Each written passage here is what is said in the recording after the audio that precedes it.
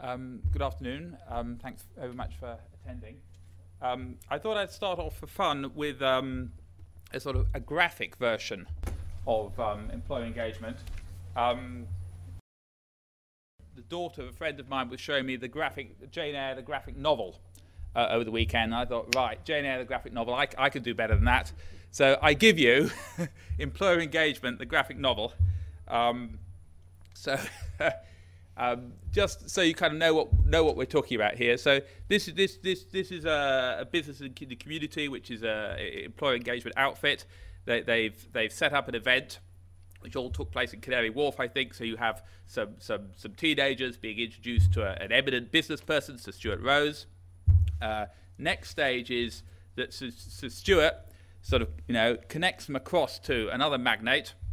They're introduced to Anthony Jenkins. He happens to be chief executive of Barclays Bank, so they're switched across. He likes them, they like him. Next event, the girls get a work placement. They organise a fashion show. Stuart Rose gives them the clothes. Anthony Jenkins gives them some cash. They do the event. They feel good about it, and you see some of the outcomes coming out at the bottom. They had a wonderful experience. They feel very proud. So you get an idea here, what is this about? And obviously there's lots and lots of kind of events of that kind, but it just gives us a feeling what we're talking about here. So the challenge is then, how do we sort of get a grip on these sorts of events? They're very diverse, they're often very informal. How do we get a grip upon them theoretically and make sense of them in a coherent manner? How do we measure what benefits they bring? And how do we can kind of draw this together to sort of give a more coherent count? So just a bit of an effort to try and do that very briefly this afternoon. So what do we mean by employer engagement? Well, it's direct involvement of employers. Clearly there's lots of other definitions, but the working definition for this afternoon is direct involvement of employers in the education of young people and all these different ways of doing it: work experience, enterprise education, and so on. So some of the questions we might be asking: how can this kind of employer engagement affect the outcomes, be they social, economic, or educational, of young people? And how can we situate these accounts of employer engagement in sort of broader sociological and economic theory? So we're not just telling stories, we're not just having graphic novels, but we've got a broader theoretical account of what's going on, or theoretically informed account, I should say. So some of the theories we're going to draw upon a little bit. And one of the ingredients to this is this notion of trying to get hold of education as a trajectory, as a sort of ongoing process where the earlier stages have an influence upon the later stages. Okay, so that's one dimension we're talking about here. Another notion is human capital theory, which treats education and training as raising the productivity of workers in the labour force. Thirdly, the sort of notion of social capital, a notion that people can become equipped to make better use of social relationships, to gain their ends, to gain other goods, to make informed decisions. And lastly, a notion of cultural capital, which is probably the most slippery of the concepts we're going to use here, but a notion about a broader notion of kind of understandings and behaviours and attitudes which enable people to make the right decisions, to gain access to resources, and to advance themselves socially and economically. Putting together some hypotheses then about how we can understand the impact of employer engagement. First of all, the notion that employer engagement can increase human capital, and therefore we can see this in measures of attainment and in labour market outcomes such as gaining employment. A second hypothesis, that employer engagement can be seen to increase social capital, and again we can see this in terms of gaining access to networks and gaining employment. Thirdly, that it can improve cultural capital in terms of changing attitudes and changing behaviours. And fourthly, that, and this is going back to the kind of trajectory notion, that we can understand how employer engagement adds to existing accumulations of human, social, and cultural capital, and therefore advantages people who've already got distributions of those. So trying to understand what it does in the basis of what people had before. So in this survey, Anthony and I we're just drawing upon 4 surveys, 4 reasonably recent sets of data, not vast surveys, but just an opportunity to draw across a range, and they're all kind of surveys of different kinds, but they're 4 different surveys, and I won't talk about them in any detail. But just starting off then, this is a YouGov survey, and what this looks at here is it looks at the number of employment engagement activities that young people participated in, and it tracks that. It tracks that across whether young people were NEET or whether they were non-NEET. Okay, so whether they were not in employment, education or training, or whether they were. Turning on to look at social capital, we're looking here at the way that employment engagement increases social capital. And what we find is that 74% of businesses were offering unpaid work experience placements to school pupils. And we find also that 50% of employers were offering paid employment opportunities. So what we're finding is a connection between employers offering unpaid opportunities and then subsequently offering paid opportunities, be they full-time work or part-time work. So there is a kind of connection, therefore, between the offering of work experience and then the offering of paid employment opportunities. In addition, we find that 41% are reporting that they're particularly offering placements to those who'd actually been on unpaid placements with them. So clearly, I mean, as I suppose would be evident to us, that employers are using work experience as a way of finding out about young people, as a way of building their understanding of their potential, and then subsequently making some kind of offer of paid employment to them. And again, where they're asked, what difference doing the work experience with them made to them, we're finding that quite a lot of them are reporting, over 55% are reckoning that this was pretty important to them. They're judging that the value of the work experience was quite useful to them in making the decision about whether to offer them employment or not. Okay, so here we're looking at the extent to which employer engagement increases social capital. And we're finding, this is a relatively small survey done on sort of 40 young people, we're finding that 45% of them did stay in touch with their employers after they did work experience with them for a matter of a number of months, and half of that number for over a year. So we're finding a kind of a lasting tail of influence of work experience in terms of a relationship with an employer. And again, we're finding that a smaller number, 22.5%, were actually offered paid employment on that placement. So a kind of lasting impact from work experience.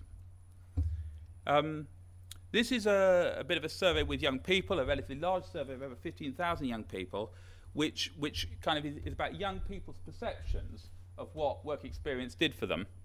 And here we've got, 50% agreeing, strongly agreeing, 40% agreeing that work experience did change their attitudes in the sense that it did make them think that, why doing well at school is important to them. So, a self-reported perception, a reported perception that work experience has changed their attitudes towards the importance of qualifications. And a sort of similar numbers saying, at least, that they're prepared to work harder in their schoolwork. So some evidence, therefore, of a perceived change in attitudes. This is reporting on the effect of careers advice, and I should say this is careers advice where employers had an involvement in giving this careers advice. This is not any old careers advice. This is employers' advice where there was an employer contribution to this, and here we find, that effectively careers advice, the amount of careers advice that they're given, does seem to impact, at least in their own view. It does help them to decide. It does help to form their opinion about what they wanted to do in later life. Now, this is trying to investigate the effect of employer engagement upon different groups, different segments of young people. So what we're exploring here is the impact of work experience in terms of helping to sort of make your mind up into careers terms on different populations. So the population is segmented by what kind of schooling they went to. and we find, reading across from left to right, left to right, that the work experience appears to be relatively valuable for young people at independent schools. We're moving across then, we see this the apparently relatively powerful effect of work experience for independent school students as against those in comprehensive schools. Now, you know, this needs to be explored about what this is, and Anthony and Prue gave a talk earlier on. But, you know, one can surmise that this may be to do with the quality or the appropriateness of the matching of the work experience that people in independent schools are receiving. Now, this is taking it a little bit further and exploring the extent to which work experience actually proves useful in getting a job. Not just evaluation of work experience, but how young people perceive the value. And I should say that this survey was longitudinal, and it was asking people to look back upon how work experience had helped them. So they were looking back upon the work experience that they had in the past. Okay, so 19 to 24, and they were asking the survey. So again, we can see that those who are at independent schools are tending to rate the value of that work experience as being, you know, relatively more valuable to them in terms of obtaining employment. So they say. So on the face of it, the effectiveness of work experience for more advantaged students who perhaps in some way are getting a better service in terms of work experience appears to be greater. This is a similar table tracking the value of work experience in terms of helping young people get into university. And it shows a similar sort of pattern. And this is an attempt in a single diagram to try and sort of pull together some of the messages which are coming out of the evidence and some of the ideas about the different ways that we can conceptualize what's going on. So what we're suggesting is that we need to see the sort of education of young people going on here in the middle.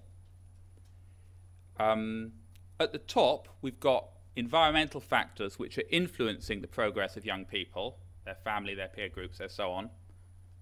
At the bottom, we've got potential employer engagement inputs which are going on, whether they have work experience, whether they have enterprise education, whether they have careers advice for employers, whether they have mentoring, the kind of inputs that they might be getting. We can view the progress of young people as being accumulations of different kinds of capital. I mean, okay, it's an analytical tool to do this. You might choose to do it in other ways. You might prefer to have different sort of concepts. But this is one way one can do it. So we can see these young people as accumulating over time social, cultural, and human capital. Now, what's interesting to see is that as they go through the trajectory, there are opportunities for contributing, for further contributions from employers and from other factors outside. And those contributions will work upon the existing accumulations that young people have. So people who are relatively advanced in terms of what human capital they've got and what social capital they've got, they may be able to benefit to a greater extent from the interventions which take place. So what you get from it depends a little bit as where you are to start with. Okay? So just drawing out a few implications for research. I've probably got a couple of minutes left to do this, yeah? So there does seem to be robust research that does explore the difference that employer engagement makes to a range of outcomes. There needs to be, I guess, more longitudinal work to explore how interventions combine with environmental factors over the life course. We need to explore further the different impact different kinds of engagement make to different groups. We need to sort of think a little bit about why employers make these contributions. What are the motivations, be they business, be they individual or social, for employers making these contributions? And we need to think a little bit further about how we can conceptualize these different kinds of benefit. And finally, just to sort of sum up very briefly, there is some rigorous evidence that there is impact. These concepts of social, cultural, and economic capital can be used to conceptualize the evidence arising from employer engagement. There's scope to use these capital concepts to try and unify and bring together what goes on here. A life course approach is useful, but I suppose finally there are sort of policy issues being raised here. I mean, they're not new, but there are policy issues being raised here about, you know, to what extent, for example, we want these employer engagement interventions to be universal, or to what extent we want them to be targeted. These are questions which I think have been raised in other papers over today. Okay, thank you.